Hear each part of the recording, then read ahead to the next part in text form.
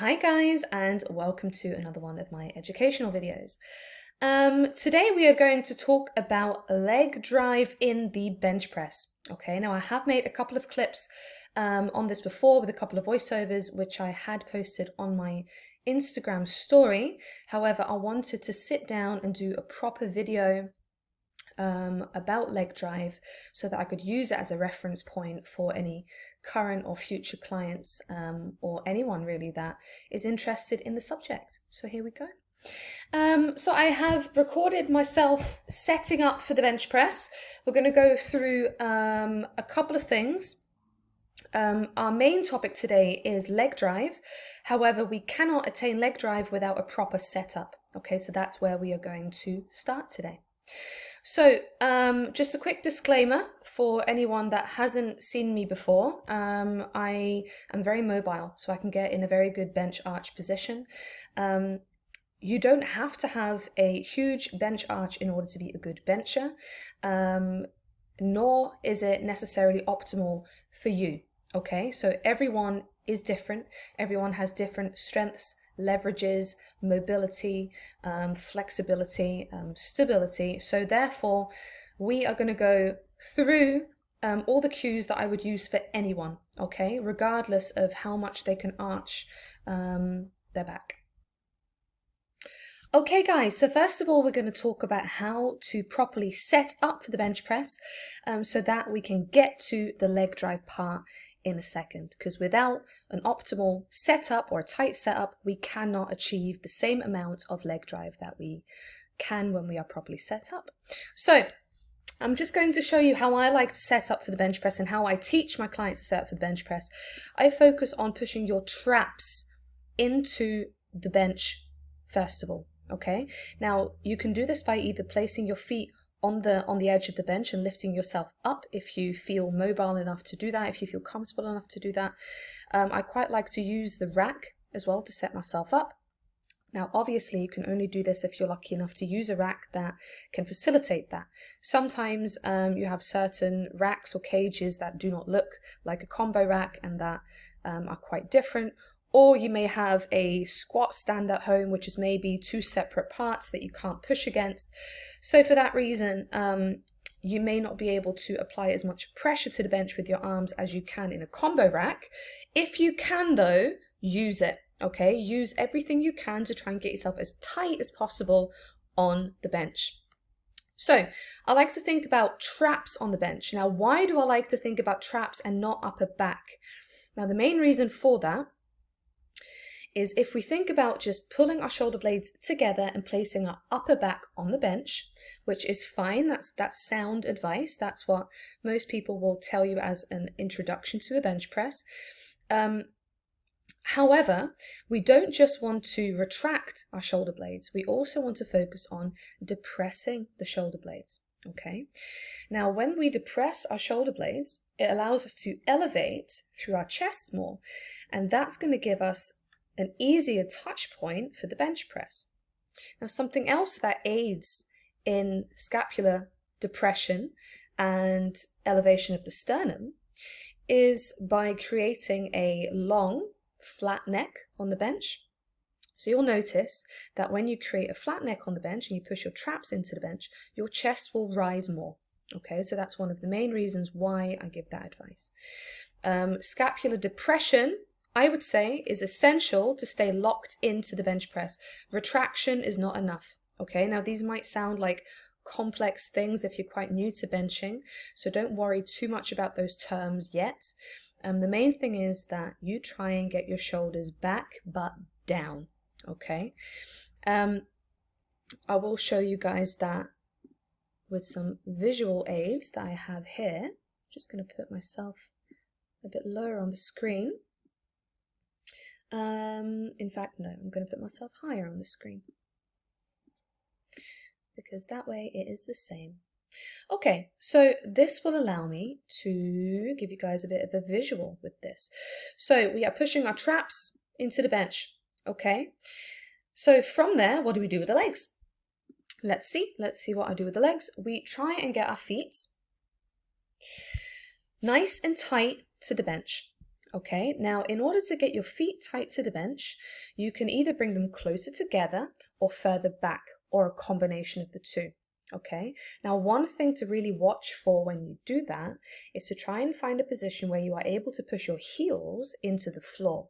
Okay, now you don't have to bench with your heels on the floor in every single powerlifting federation, or if you're not doing this for powerlifting purposes, if you're just doing it for strength purposes, for yourself, for fun, you don't have to have your heels on the floor. However, I would say it's good practice, and I would actually say that it may well help you with your leg drive. Okay, the more that you can connect your feet to the floor, similar to if we think about connecting our feet to the floor with any other exercise that we do, it will allow you to use more of your foot for stability, right? That would make sense. So I would actually say that having your feet flat on the floor, having your heel on the floor, having your heel in contact with the floor may actually be optimal for the type of leg drive that we're going to talk about today. Okay, so we're going to talk about something called horizontal leg drive. And a horizontal leg drive means that we are going to imagine that we are kicking the floor away, or we are pushing our feet in this direction in order for it to push us further into this direction. Okay, so we're using that opposing force.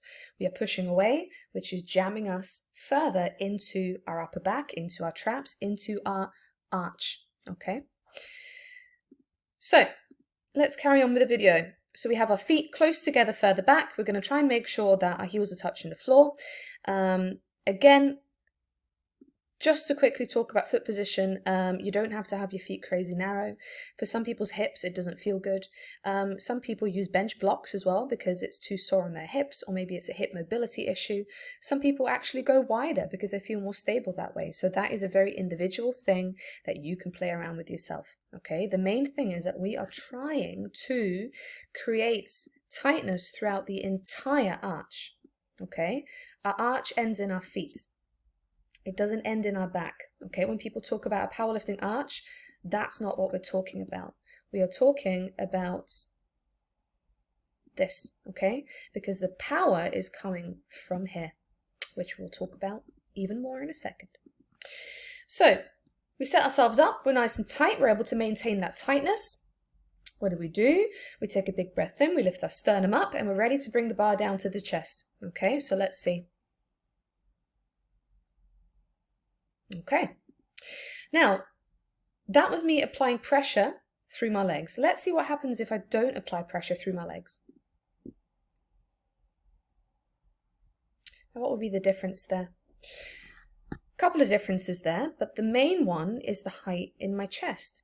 Okay, so if we are looking at how much range that took for the bar to actually hit the chest, it's quite long, right? Compared to, if we go back a little bit, see how I cut that by about 25% by lifting my chest up, by pushing through my legs, okay? So less range of motion equals an easier bench press for most people. Again, I don't want to say things like that with them sounding like ultimatums or statements, because for some people, they feel stronger in different ways, or they get their strength in different ways. However, for me, I find that if there's less range of motion in my bench press, I'm able to stay tighter and I'm able to lift more, okay? And that usually is the case for most people. Now, let's look at a bit of a different example. We are going to go and take that leg drive away completely, and we're going to do that by doing like a feet up variant. Okay, so I'm just going through a couple of reps there with and without leg drive, but just moving on here, we're just going to take the feet away, okay? Just again for illustration purposes, so you guys can see what happens when we don't have any leg drive, because right now we can't use any leg drive because the legs aren't being used, okay? So our position will be quite different, but at the same time, you don't want to think about too many different things when it comes to the upper body. We still want to maintain a nice flat neck. We still want to maintain a high sternum, and we still want to pull our shoulder blades down. Okay, you can think back and down, whatever makes you feel more locked in. Okay, so from there, we're going to see what happens when we bring the bar down. Now you might notice that when you take the feet away that the bar path may feel slightly different, and this will be because of a reduction in the arch. Okay, so again, it gives us less power from the legs. It means we have to focus on the upper body for all the strength. This would be a more unstable variant of a bench press. Okay, so therefore it would be harder. Now, this could be something, if you are a coach, that you could prescribe to somebody that you want them to work on their upper back stability and you want to make it more unstable for them. And that's absolutely fine. That's why this is a good variant to throw in at different parts of people's training cycle, training career, training year.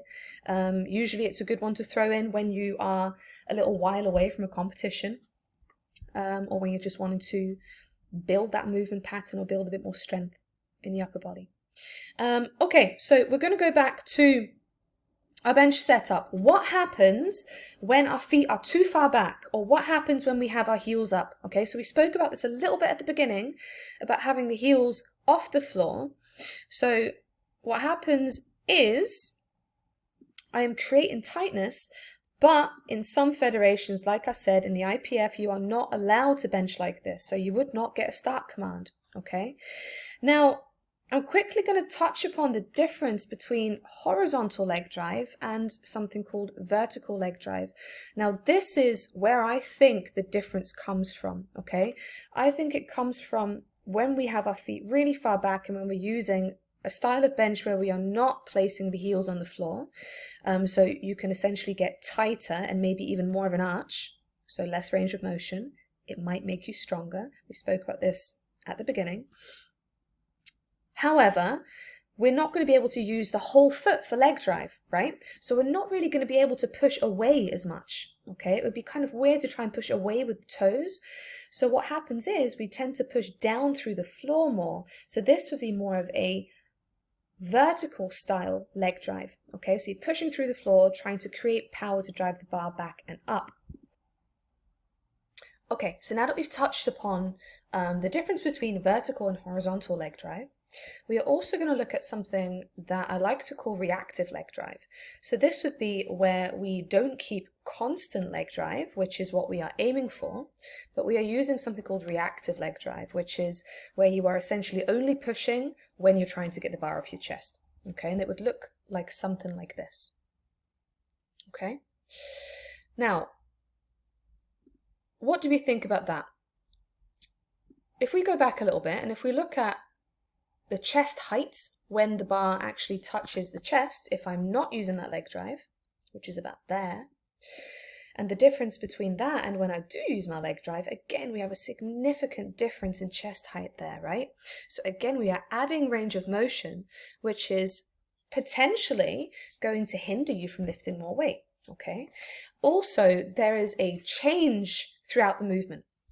Now, I'm not a big fan of a change in the setup throughout the movement. Now, by that, I mean a big change when it comes to technique that you have to implement as well as pushing the bar away, okay? Because now you have to think about two things, pushing the bar away and kicking the floor away, okay?